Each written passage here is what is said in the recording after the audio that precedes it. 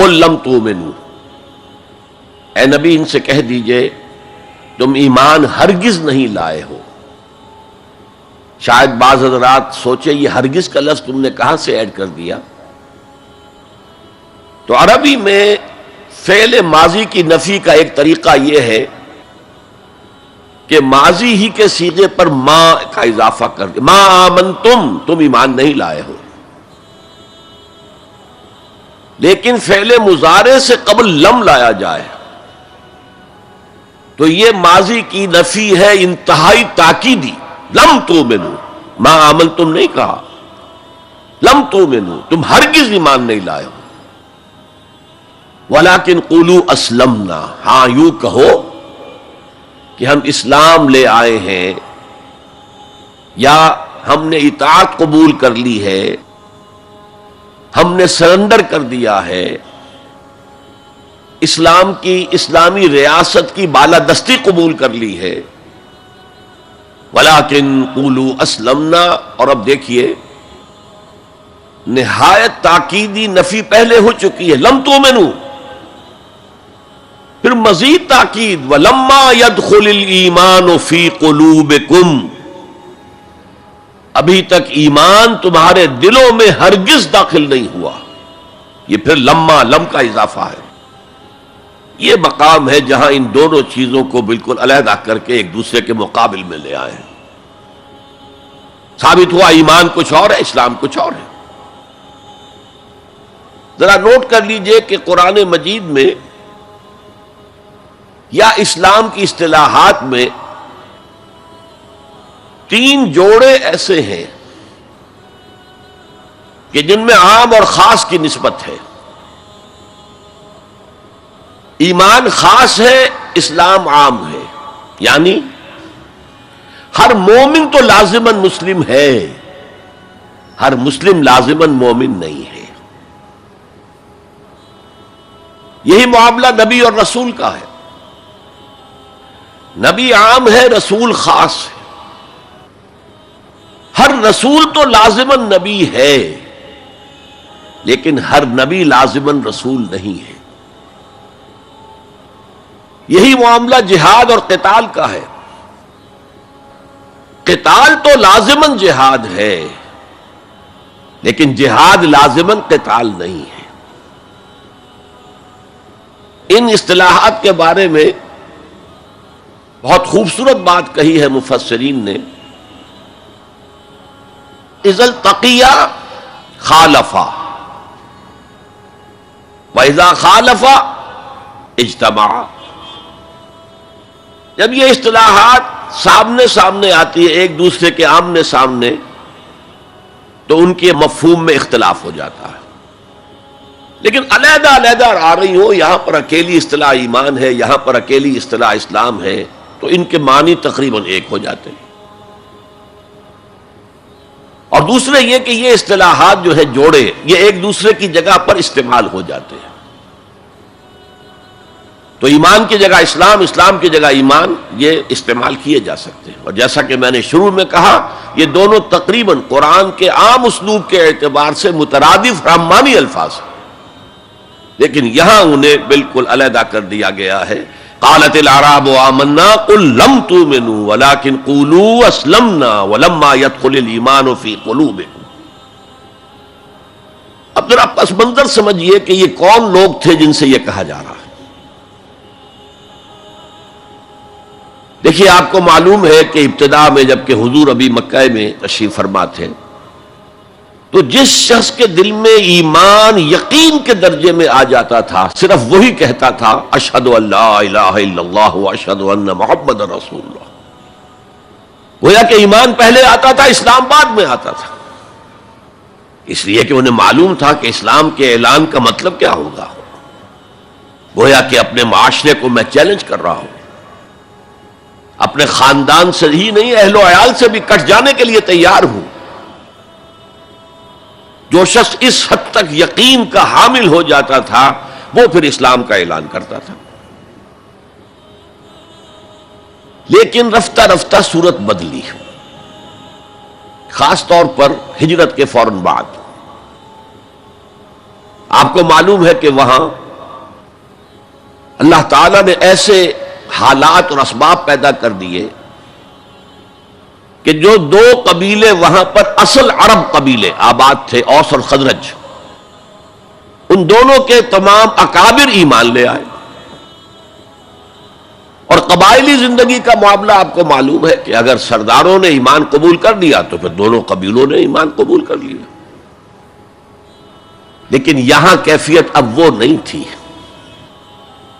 یقیناً بہت سے لوگ ان میں وہ تھے جنہوں نے دل کے ساتھ ایمان قبول کیا تھا، اس کے فیس ویلیو پر تسلیم کیا تھا، لیکن بہت سے لوگ وہ بھی تھے کہ جو یہ دیکھ کر کہ اب پورا قبیلہ اسلام لا رہا، چلو ہم بھی شامل ہو جائیں. یہ صورت تبدیل ہونی شروع ہو گئی، یعنی ان کے حد تک اسلام پہلے آ گیا، پھر رفتہ رفتہ حضور کی معیت میں رہے، حضور کی صحبت حاصل رہی اور اس سے استفادہ کیا تو ایمان بھی پیدا ہوتا چلا گیا. اب یہاں اسلام پہلے آیا، ایمان بعد میں آیا. یہی کیفیت ہماری ہے آج. ہم مسلمان تو پیدائشی طور پر ہیں، مسلمان والدین کے گھر میں پیدا ہوئے، الا یہ کہ کوئی اور کسی دوسرے مذہب سے تعلق رکھنے والا ایمان قبول کرتا ہے، اسلام قبول کرتا ہے، تو اسے بھی اپنے خاندان سے کٹنا پڑتا ہے، اسے اسی طرح کے حالات سے، چاہے وہ مار پیٹ اور وہ پرسیکیوشن اور وہ تشدد اور وہ ٹارچر نہ ہو جو ہو رہا تھا مکہ مکرمہ میں، لیکن بہرحال کافی کچھ قیمت انسان کو ادا کرنی پڑتی ہے اپنے اسلام کے قبول کرنے کی. لیکن ہماری 99,999 فی لاکھ جو اکثریت ہے وہ تو انہی پر مشتمل ہے جو آباء و اجداد کی وجہ سے due to accident of birth مسلمان ہے. تو اسلام تو پیدائشی طور پر مل گیا، پیدا ہوتے ہی داہنے کان میں اذان پڑھی گئی، بائیں میں اقامت کہی گئی.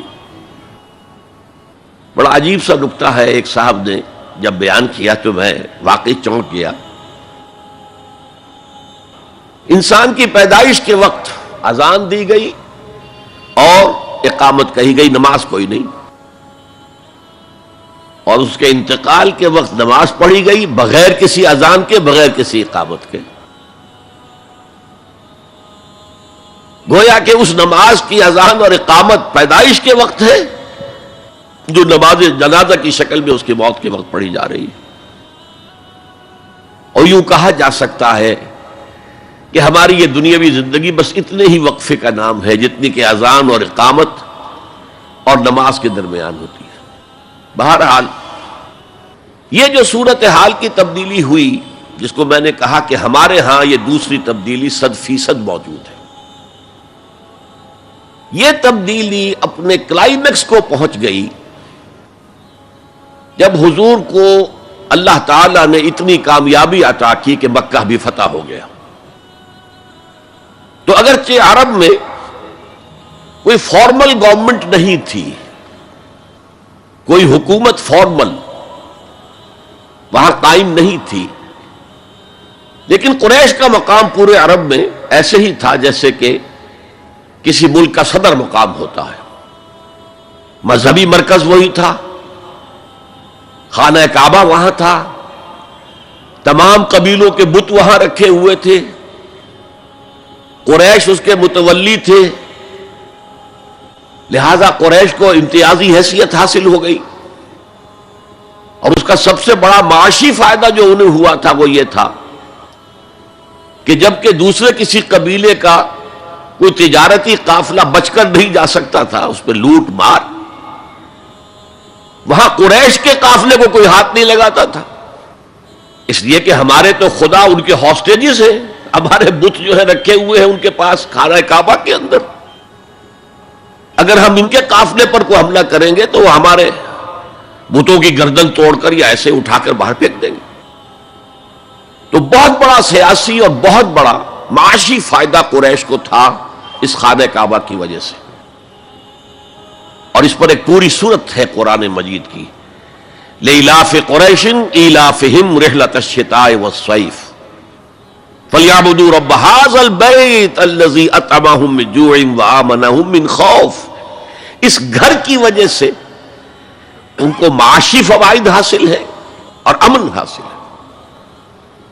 بہرحال جب مکہ فتح ہو گیا حضور کے دست مبارک پر صلی اللہ علیہ وسلم، تو اب پورے عرب کے اطراف و اکناف میں یہ بات طے ہو گئی کہ اب جدید اصطلاح میں ہم کہیں گے it's no use continuing resistance,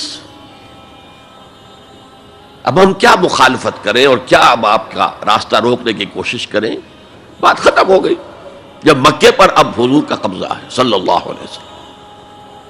تو اب قبیلوں نے اپنے وفد بھیجنے شروع کیے، فلاں وفد آ رہا ہے ایمان کا اعلان کر رہا ہے، پورا قبیلہ ایمان لے آیا ہے، فلاں قبیلے کا وفد آ رہا ہے ایمان کا اظہار کر رہے ہیں، مسلمان ہو گئے ہیں، پورا عرب مسلمان ہو گئے۔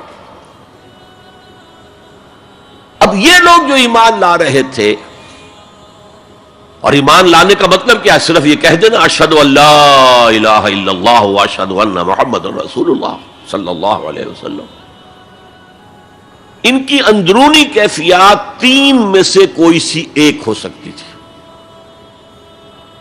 یا تو واقعی ان میں سے بھی کچھ لوگ ایسے تھے جو واقعتاً صدق دل سے ایمان لائے، ایسا بھی ہو سکتا ہے کہ وہ پہلے ہی سے ایمان لا چکے ہوں لیکن اپنے قبیلے کی عصبیت کی وجہ سے، اور یہ کہ پھر قبیلے کو چھوڑ کر کہیں جانا پڑے گا، وہ اظہار نہ کر رہے ہوں، اب اس کے اظہار کے اندر کوئی مانے نہیں رہا، کوئی رکاوٹ نہیں رہی، کوئی رسک نہیں رہا، یہ بھی ہو سکتا ہے۔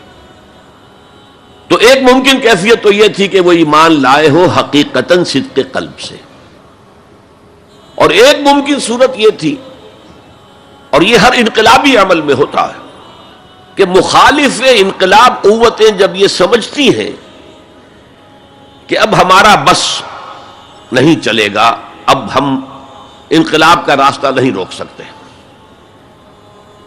تو بظاہر سرنڈر کر دیتے ہیں، لیکن دلوں میں ایک ارادہ ہوتا ہے دیکھیں گے کوئی موقع ملا، وہ حالات بدلے تو پھر ان سے نبٹ لیں گے۔ اگر کسی نے اس نیت سے اسلام کا اظہار کیا تو وہ گویا کہ منافق تھا، لیکن بہت سے لوگوں کی کیفیت ہو سکتی ہے نظری اعتبار سے کہ نہ مثبت طور پر ایمان ہے نہ منفی طور پر نفاق ہے، کوئی دھوکہ دینے کا ارادہ بھی نہیں ہے، کوئی صرف ٹائم گین کرنے کے لیے اسلام کا اظہار نہیں کیا ہے، تو گویا کہ یہ پازیٹو ویلیو ایمان کی +1 +2 +3 +4 ایمان کے درجے ہیں، ایک عام آدمی کا ایمان ہے، ایک ابو بکر صدیق کا ایمان ہے، زمین و آسمان کا فرق ہے۔ خود صحابہ میں یہ درجہ بندی تھی، اور ہم تو اپنے ایمان سے کیا نسبت اور کیا تناسب قائم کریں گے صحابہ کے ایمان کے ساتھ، بالخصوص ابو بکر صدیق جیسے صدیق یا اکبر کے ایمان کے ساتھ رضی اللہ تعالی عنہ۔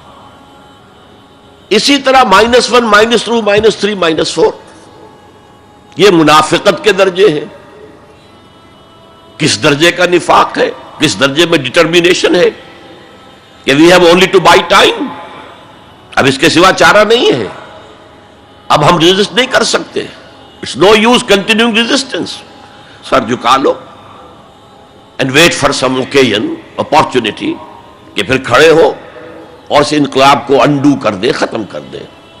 کاؤنٹر ریولوشنری موومنٹ جیسی کہ بالفعل ہوئی، جھوٹے نبی کھڑے ہو گئے، اور ایک مرحلہ تو ایسا آیا کہ معلوم ہوتا تھا کہ پورا عرب مرتد ہو گیا، جیسے وہ شکل تھی اذا جاء نصر اللہ والفتح ورأیت الناس يدخلون فی دین اللہ افواجا، اس کے بالکل برعکس پوزیشن ہو گئی یخرجون من دین اللہ افواجا، اسلام جو ہے وہ صرف چند شہر جو ہیں حجاز کے ان تک محدود رہ گیا۔ ابن تیمیہ رحمۃ اللہ علیہ نے ایک عنوان قائم کیا ہے، اثبات الاسلام بغیر الایمان، اسلام کا اثبات، تسلیم کر لینا اسلام کو بغیر ایمان کے، اس آیت کے حوالے سے قالت الاعراب آمنا قل لم تؤمنوا ولكن قولوا اسلمنا ولما يدخل الايمان في قلوبكم۔ اب اگلا ٹکڑا اس آیت کا یہ ثابت کر رہا ہے کہ وہ منافق نہیں تھے، وَإِن تُطِيعُوا اللَّهَ وَرَسُولَهُ لَا يَلِدْكُم مِّنْ أَعْمَالِكُمْ شَيْئًا، اگر تم اللہ اور اس کے رسول کی اطاعت کرتے رہو، اس لیے اسلام کے معنی یہ تو ہے یہ تو لازماً کرنا ہوگا. وہ دور جو ہے آج کی طرح تو نہیں تھا کہ نماز نہ پڑھو تب بھی مسلمان، پڑھو تب بھی مسلمان، کروڑ پتی ہونے کے باوجود حج نہ کرو تب بھی مسلمان. تو یہ بات تو نہیں تھی اس وقت. تو یہ کہ اطاعت تو کرنی پڑتی تھی، اس لیے کہ اطاعت تو ظاہر ہو جاتی ہے، کوئی کر رہا ہے کون نہیں کر رہا ہے. ایک چھوٹی سی بستی مدینے کی، ان میں کون نماز پڑھ رہا ہے کون نہیں پڑھ رہا صاف واضح ہوتا تھا. لہذا منافقین کو بھی آ کر نماز پڑھنی پڑتی تھی.